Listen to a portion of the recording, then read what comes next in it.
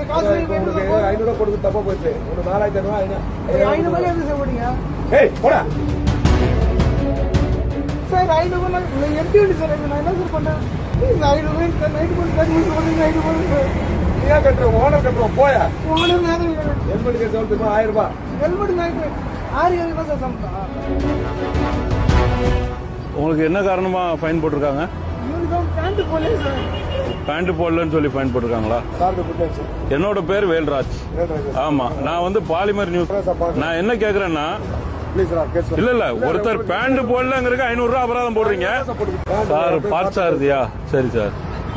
Uniform வந்து 1500 ரூபாய் கேட்டது. சரி. வந்து 500 ரூபாய் நம்ம கேஸ் போட்டு சரி. கவர்மெண்ட் வந்து எக்ஸ்பிளைன் பண்றோம். சரி இதான் சார். சார் நடக்குது. வேற ஒண்ணும் இல்ல. சரி சார். ரோட்ல வந்து வண்டியை பார்க் பண்ண எவ்வளவு சார் அபராதம்னு போக்குவரத்து சட்டம் சொல்லுது?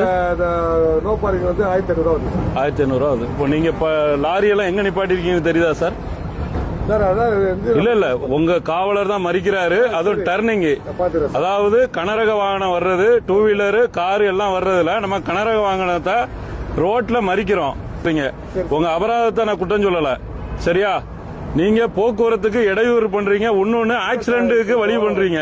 இல்ல உங்க காவலர் எங்க நிப்பாட்டுறாருன்னு மட்டும் வண்டி வந்து நீங்க கொஞ்சம் காரை விட்டு இறங்கி வந்து நின்று ரோட்ல வாகன ஓட்டிகள். இப்பதான் வந்து ஒரு டிஎஸ்ஆர் பொறுத்தவரை வந்துருக்கேன் சார். ப்ளீஸ் சார் கேஸ் இல்ல ஒருத்தர் பேண்ட் போடலங்கிறதுக்கு 500 ரூபாய் அபராதம் போடுறீங்க. நீங்க இல்லீகல் பார்க்கிங் நீங்க வைக்கிறீங்களே, உங்களுக்கு யார் அபராதம் போடுவா சொல்லுங்க நீங்க? சார் எங்க பார்க்கிங் எப்படி நீங்க ரோட்ல இவ்வளவு பார்க்கிங், அவ்வளவு கனரக வாகனம், மத்த வண்டிக்காரங்க எல்லாம் எப்படி போவாங்க? உயிரை கையில பிடிச்ச ஆல்ரெடி ரோடு எல்லாம் டேமேஜ்.